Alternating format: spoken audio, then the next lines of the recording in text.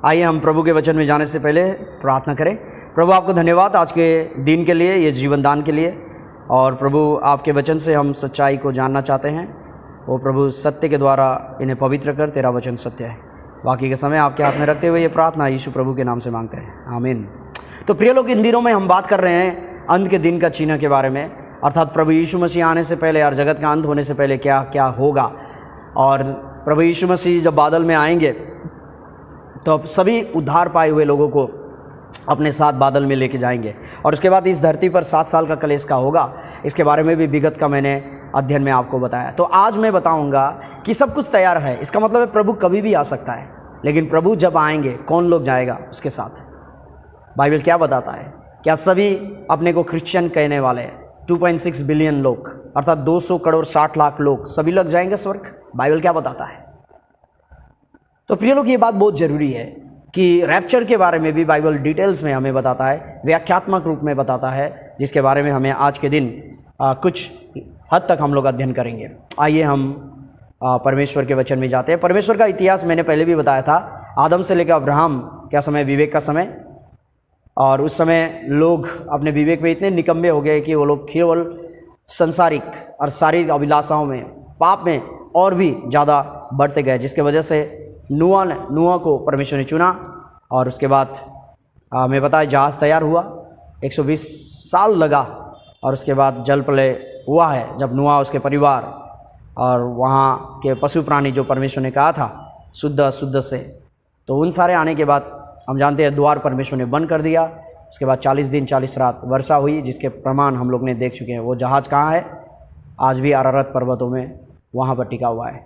तो उसके बाद अब्राहम से लेकर यीशु मसीह के पहले आगमन इस पृथ्वी पर, जो पहले आए वो पापियों के लिए मारा गया, गाड़ा गया, तीसरे दिन में जी उठा।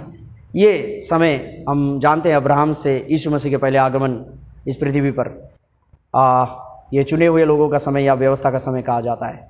लेकिन उसके बाद क्या हुआ है कि यीशु मसीह आकर उसने अपने प्राणों को दिया और इस तरह से उसने अपने लहू को बहाया और पापियों के पापों के लिए मूल्य को चुकाया है। और जो लोग इस सच्चाई पर विश्वास करते हैं, इस सच्चा सुसमाचार, उसके मृत्यु पुनरुत्थान पर विश्वास करते हैं, बाइबल के अनुसार मैंने कहा, जो लोग बताते हैं, जो पास्टर बताते हैं, उसके मुताबिक नहीं। पास्टर आके 2 शब्द में बता देते हैं कि यीशु मसीह तुम्हारे पापों के लिए मरा, गाड़ा गया, जी उठा, तुम विश्वास करोगे उद्धार पाओगे। देखो यूहन्ना 1:12 में ये लिखा है, जिन्होंने विश्वास किया, ग्रहण किया, परमेश्वर ने उसे संतान होने का अधिकार दिया। बस 2-3 पद लेके आपको बता देंगे, यूहन्ना 3:16 बता देंगे। प्रिय लोग, ये सुसमाचार जो है ना, नया नियम से शुरुआत नहीं हुआ, ये अदन के वाटिका से शुरू हुआ है। उत्पत्ति 3 अध्याय का 15 पद से शुरू हुआ है। इसे लिखने के लिए 16 साल लगा है। प्रिय लोग, उस सच्चा सुसमाचार को आपको सुनना पड़ेगा, तभी उद्धार पाएंगे। और जो लोग उद्धार पाएंगे, प्रभु यीशु मसीह पहले बार आया, मारा गया, गाड़ा गया, हमारे पापों का मूल्य चुका दिया और तीसरे दिन में जी उठा और उसके बाद स्वर्ग गया है। और उसने कहा है कि मैं फिर आऊंगा तुम्हें लेने के लिए। तुम्हें माने कौन? उद्धार पाए हुए, नया जन्म पाए हुए लोग आएंगे, उन्हें लेने के लिए आएगा प्रभु बादल में।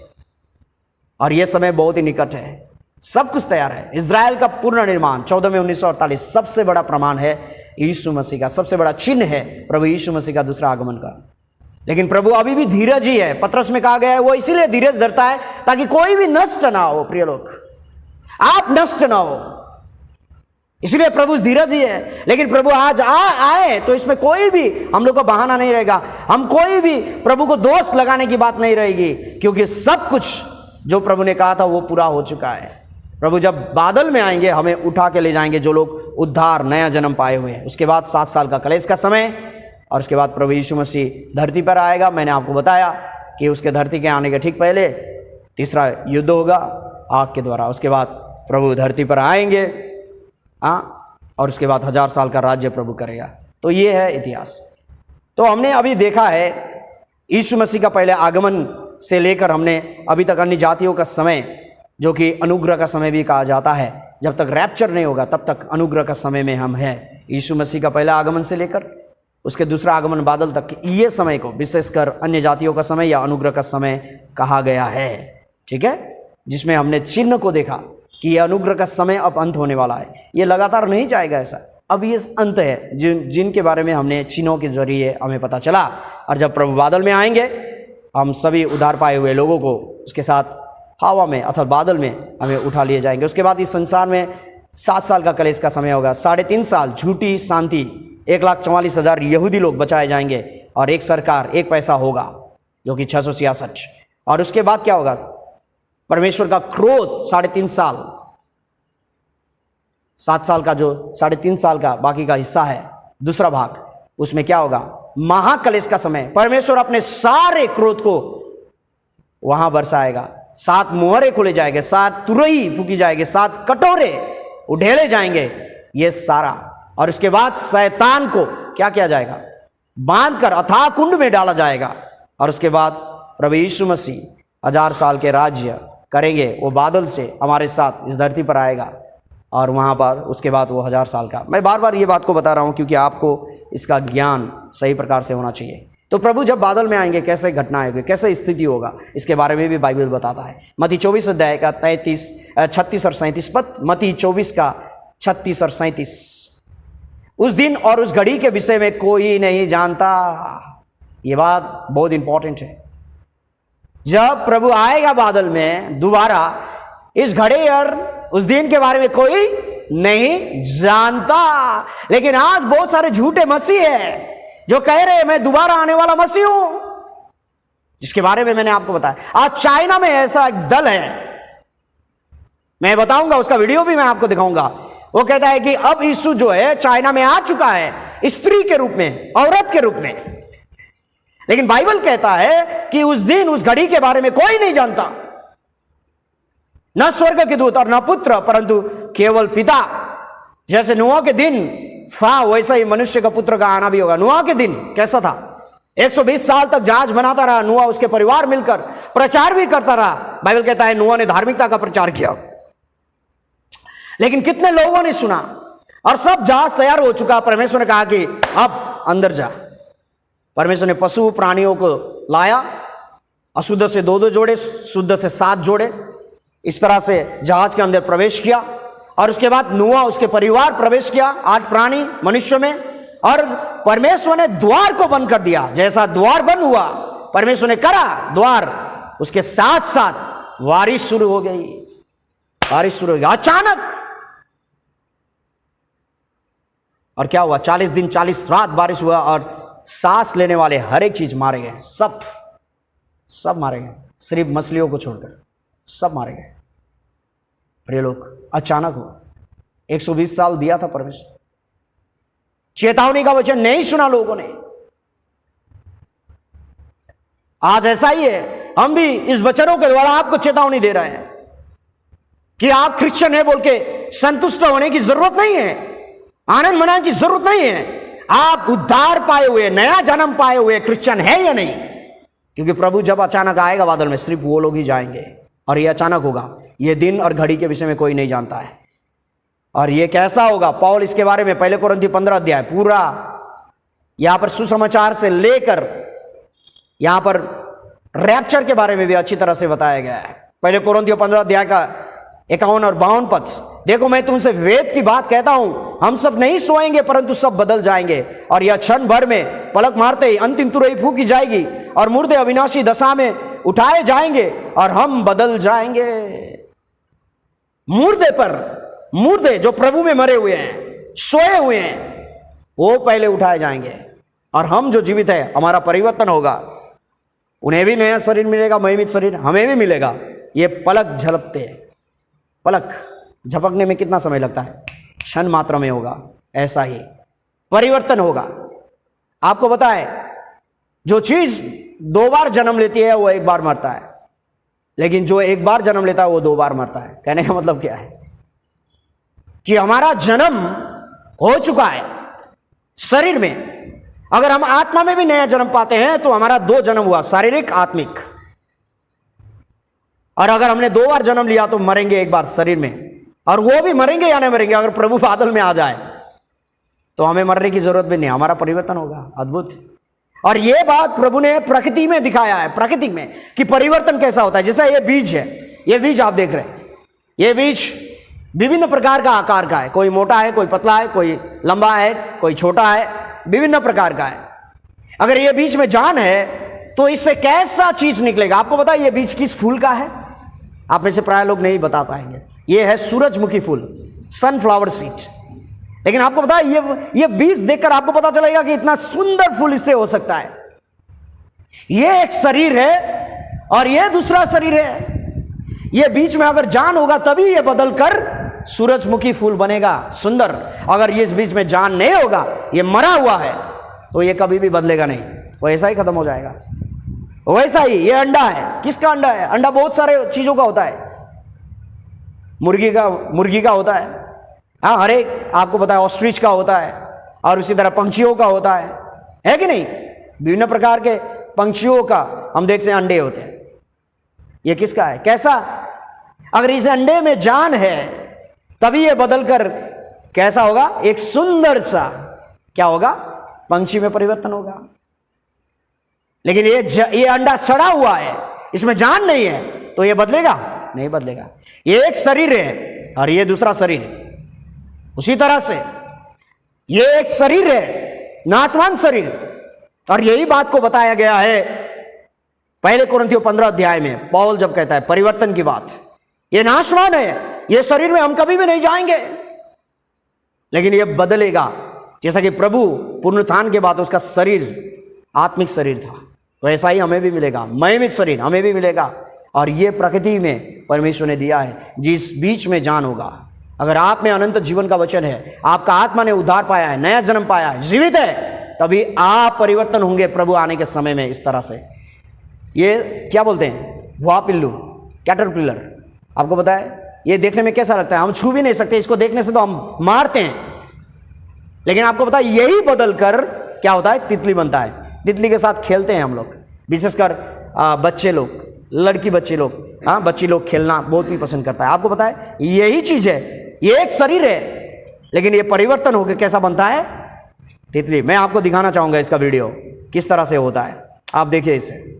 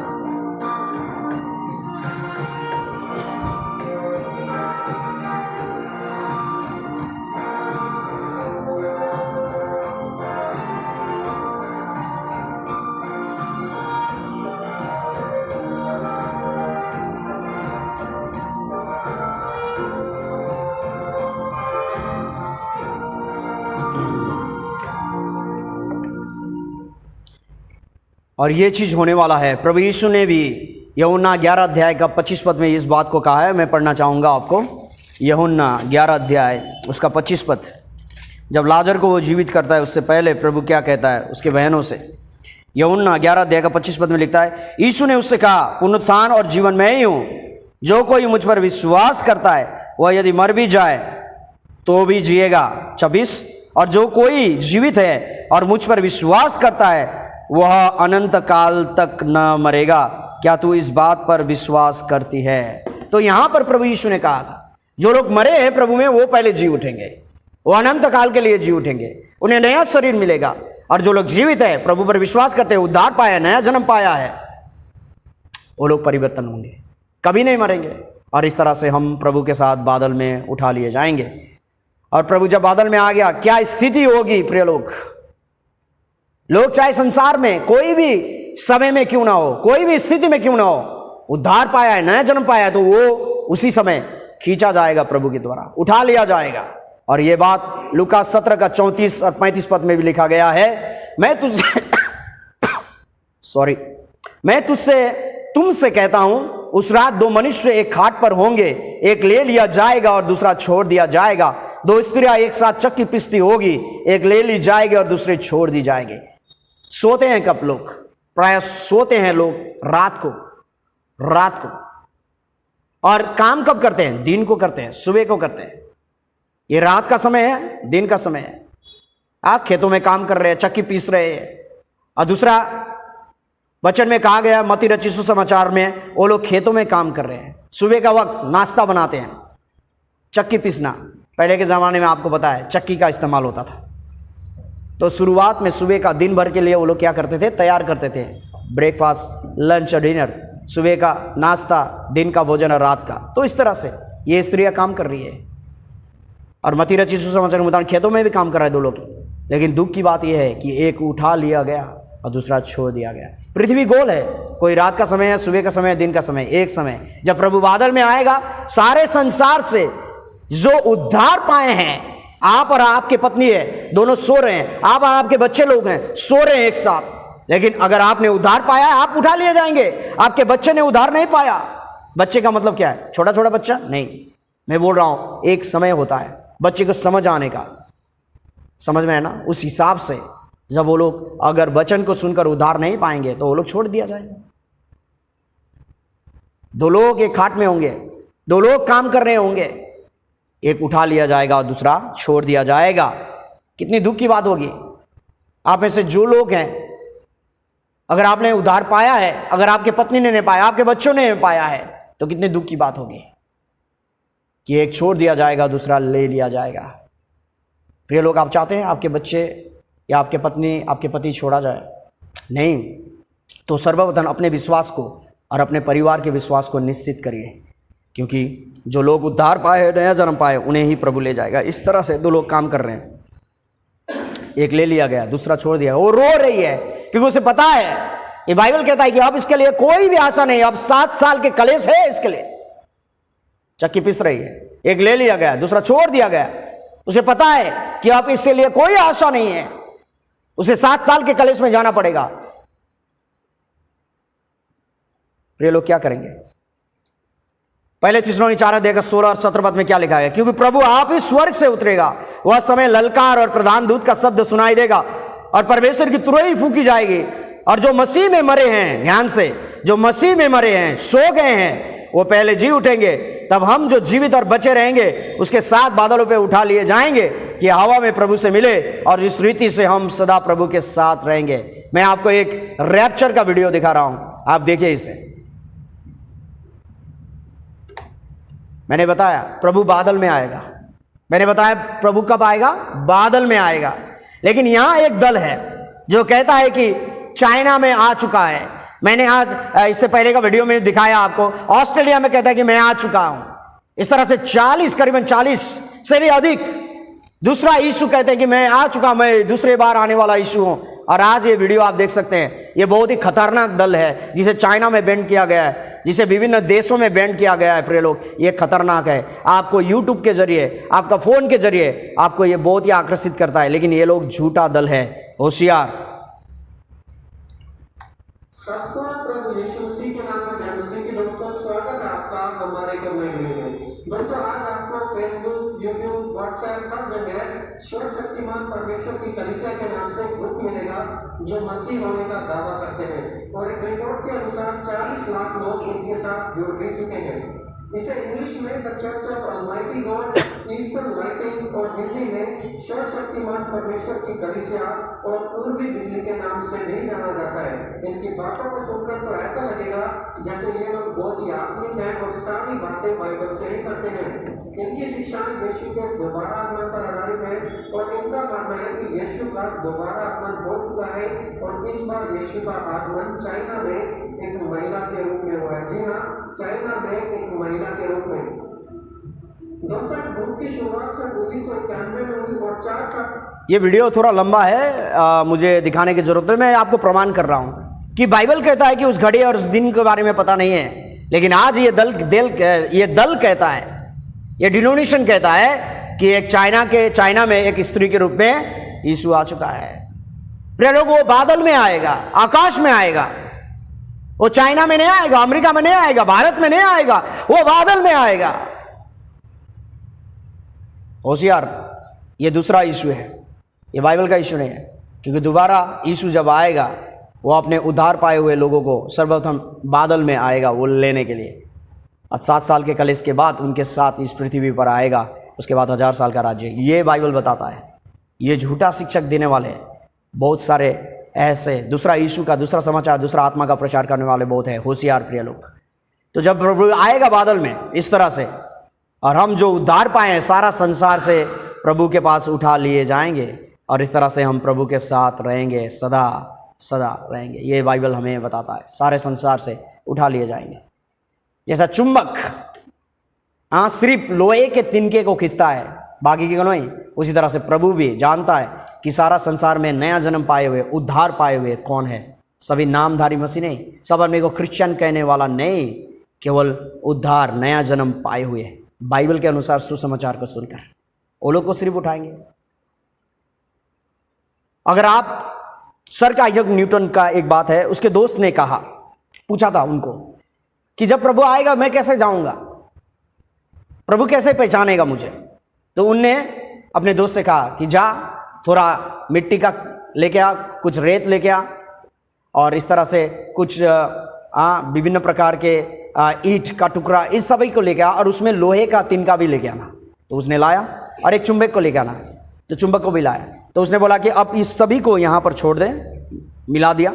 तो अब तू इसके ऊपर में क्या घुमा, इस चुंबक को घुमा। जब उसने चुंबक को घुमाया तो उस सारे तिनकों में से किसका तिनका चुंबक ने खींचा, लोहे का। तो सर आइजैक न्यूटन ने अपने दोस्त को कहा कि देख, ऐसा ही होगा, जब प्रभु आएगा तुझे खुद खींचेगा, तू चिंता मत कर। तो सच में ही प्रभु को पता है किसने उद्धार पाया है, नया जन्म पाया है, प्रभु को पता है। चर्च जाने वाले लोग सभी स्वर्ग नहीं जाएंगे प्रिय लोग, कभी नहीं, कभी नहीं।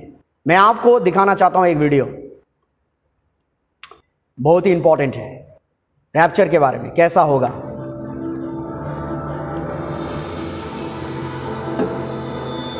जब प्रभु आएंगे सारा संसार से लोग उठा लिए जाएंगे।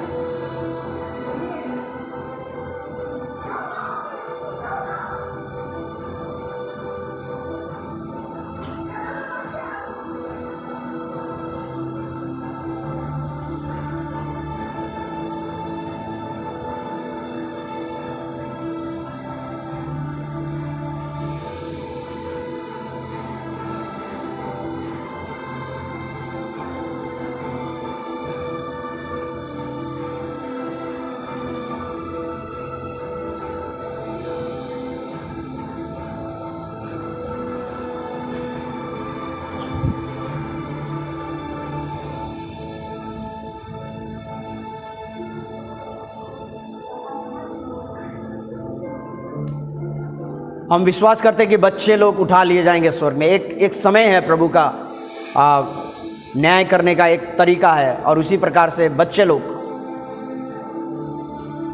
कुछ उम्र के बच्चे लोग, जैसा कि हो सकता है कि 4 साल 5 साल के बच्चे, हो सकता है 10 साल के नीचे के बच्चे, वो सारे के सारे उठा लिए जाएंगे। ये विश्वास है हमारा।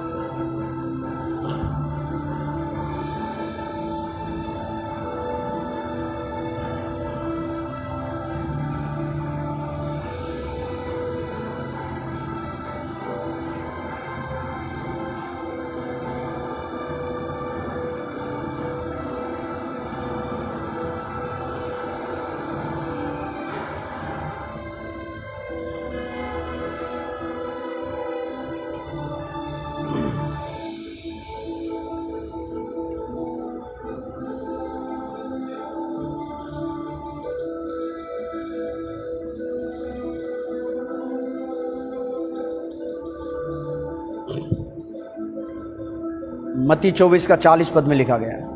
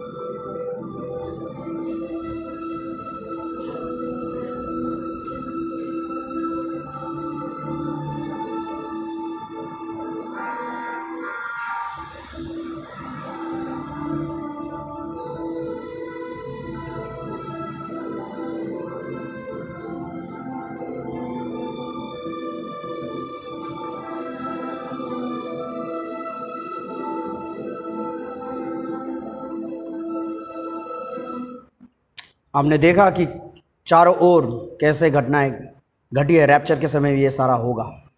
लेकिन दुख की बात है कि जो लोग चर्च में भी आते हैं उनमें से बहुत सारे लोग छोड़े जाएंगे।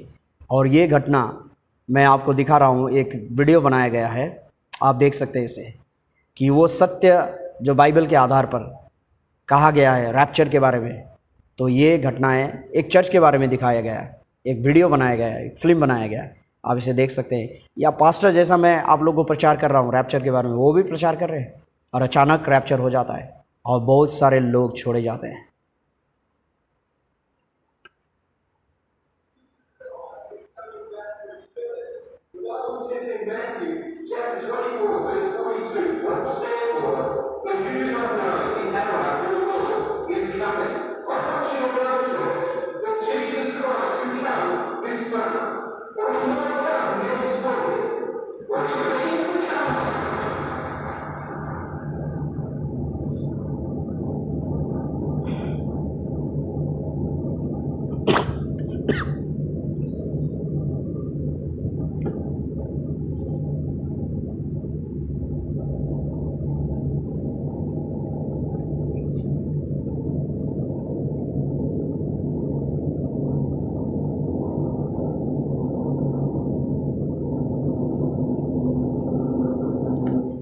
यहाँ पर ये वीडियो के अंत में लिखा गया है कि आर यू रेडी, क्या आप तैयार है? क्या प्रभु आने से आप उठा लिए जाएंगे, इसका निश्चयता है? अगर आपने नया जन्म पाया है तो आप 100% कह सकते हैं, लेकिन आपने अगर नया जन्म नहीं पाया तो आप कहने से भी आप कभी भी स्वर्ग को नहीं जाएंगे। प्रिय लोग, ये बात बहुत जरूरी है। हमने इन विषयों को अध्ययन कर लिया है सृष्टि के द्वारा, हमने प्रमाणों के जरिए पता चला कि बाइबल का परमेश्वर ही एकमात्र सृष्टिकर्ता परमेश्वर है। 100% अदन के वाटिका और मानव इतिहास के शुरुआत के घटना के बारे में हमने देखा, नूह के जल प्रलय, भाषाओं की गड़बड़ी, सोदोम और गोमोरा, लाल सागर को पार करना, इन सारे घटनाओं को देखा जो मानव इतिहास में हुआ है, जो इजराइल के इतिहास में हुआ है। हमने इजराइल के इतिहास को भी देखा है, उसके विगत और वर्तमान सब कुछ को देख लिया है। और हमने अंत के दिन के चिन्हों के बारे में हमने अध्ययन किया है। ये करीबन 4-5 अध्ययनों में मैंने आपको बताया। इससे क्या पता चलता है कि बाइबल सत्य है और बाइबल का परमेश्वर ही क्या है, उसका ही अस्तित्व है, वो केवल एकमात्र सृष्टिकर्ता परमेश्वर है। तो आप को अब क्या बोलता है बाइबल? मैंने शुरुआत में भी ये बात बताया था। मत्ती 7 का 21 से 23 पद विशेषकर मैं पढ़ना चाहूंगा। जो मुझसे हे प्रभु कहता है, उनमें से हर एक स्वर्ग के राज में प्रवेश ना करेगा, परंतु वही जो मेरे स्वर्गीय पिता की इच्छा पर चलता है। मैंने आपको बताया परमेश्वर की इच्छा कर्म नहीं है, परमेश्वर की इच्छा है कि आप उद्धार पाए। और उद्धार कैसे पाए? सत्य को भली भांति जानकर। पहले तिमोथी 2 अध्याय का 4 पद, परमेश्वर चाहता है कि सबका उद्धार हो, लेकिन किसको? सत्य को भली भांति पहचान कर। सत्य क्या है? किसको जानकर आपका उद्धार होगा?